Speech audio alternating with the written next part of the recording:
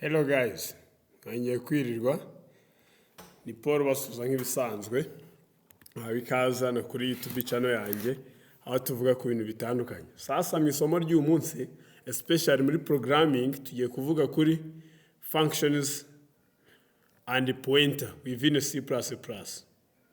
Pointer variable ishobora gustoring address muri memory y'indi variable dushobora no kuyifashisha muri function.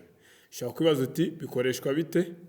Hareka dutangire turafungura tools yacu cyangwa se dev app dukoresha turi kuraningizi. Turafungura okay, hanyuma so then the project okay. So now reka tugereho ahangaha, hanyuma nk'ibisanzwe turatangirana na format. Hano udakoresheje using namespace ctd dushaka gukoresha scope resolution ctd yihuse niyi. Hanyuma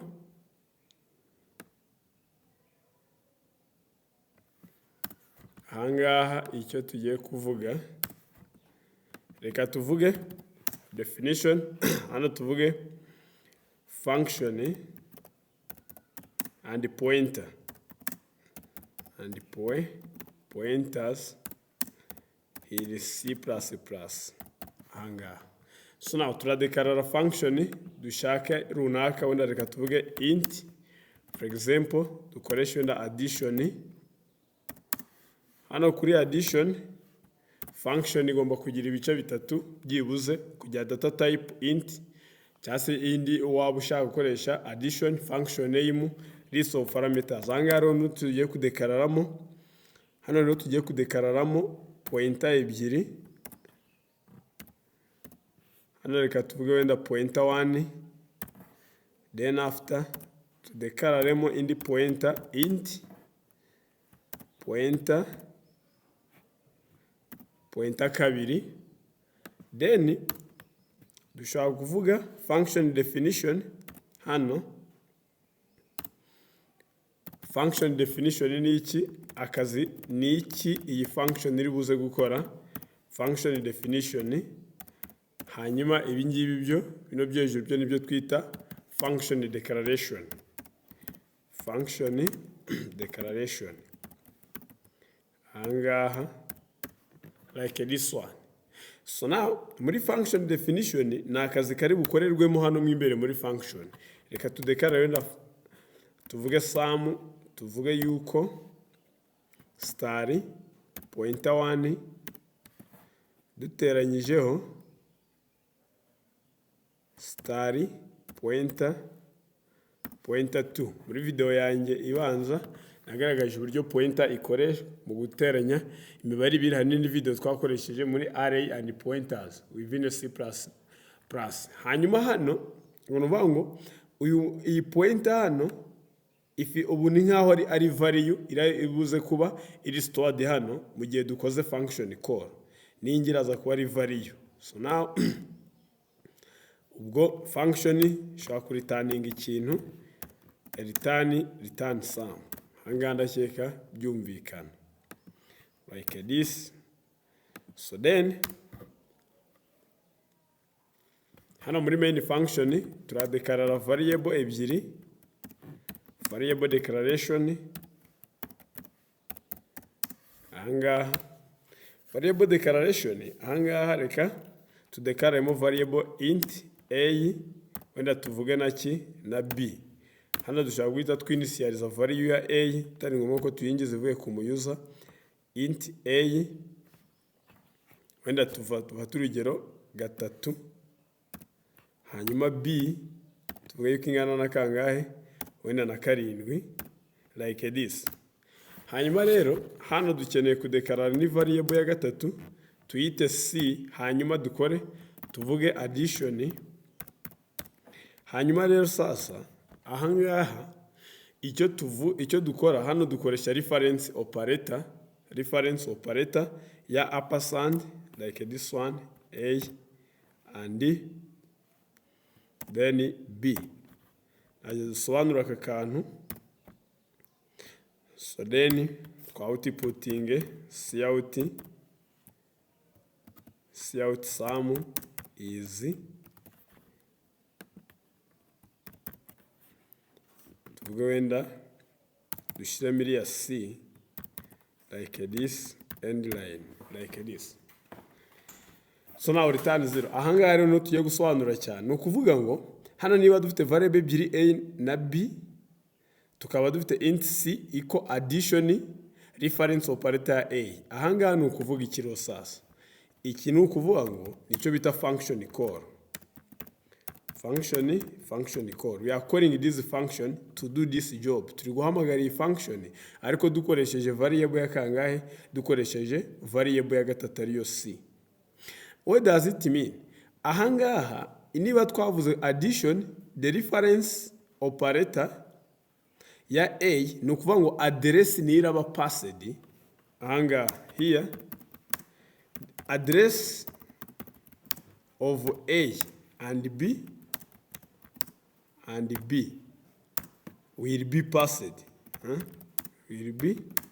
Will be passed during function call. When a function is called. When a function is called. No ukuvuga iki hano? Nuvangu hano hari bugende address ya a ni iraba passed kuri iyi pointer ya mbere int star pointer 1. Hanyuma when function is called iyi address ya b ni iraba passed ahangaha. Hanyuma namwe kibaye passed kuri iyi pointer hano nuvangu value to retake the value by using star pointer 1. So guys, nukunguku ushobora gukoresha function muri pointer. Ushobora no gukora n'ikindi kibazo gitandukanye, ushobora no gukora wenda ya calculator, there is no problem. Fate nk'urugero wenda ushobora gushyiramo indi function, ushobora kuvuga wenda int, wenda tuvuge product hano, turashyiramo zira pointer zacu star pointer 1, tuvuge star pointer 2. Muri function definition tuvuge ko int prod equal star pointer 1 star pointer 2 like this, then we return prod. So now ahangaha there is no problem. Hano ni muri function call tushobora kuvuga wenda tugashyiramo int. So hano dushobora no gukoringa iriya function bitari ngombwa yuko dukoresha variable ya gatatu ahubwo tugakoresha recursive function. Use recursive function to call product function like this, the product function. Hano bwo tureta twa outputting cout product of two numbers. Product of two numbers. Ahangaha tureta dukoringa iriya function. Kuba function yikorinza ubwayo nibyo tuvuga yuko ari byo twita recursive function a then b. So now tuvuge hano kore end line dutanye n'umurongo mushyashya, turasavinga hano. Nitumara gusavinga isi turakompilinga turebe niba nta kibazo kirimo. Aka kantu dukoze hano ko kuba twakorinze function tutakoresheje indi variable ya gatatu cyangwa se ya kane nibyo bita recursive function. Hano function iba yikorinze ubwayo. Then compile this one. Okay, so there harimo ikibazo ariko ntabwo kiri kuri iyi statement, ahubwo ikibazo ngiki hano aho kiri kuri statement tutataminatinze. Okay, kadukompayiringa turebe niba nta rindi ririmo. Okay, ahangaha ririmo, nibagiwe iriya data type.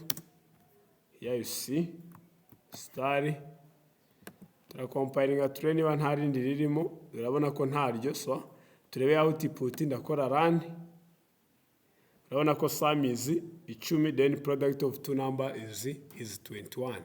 So guys, kantu karamutse kagufashije, if there's no problem, share it to the others. So thanks.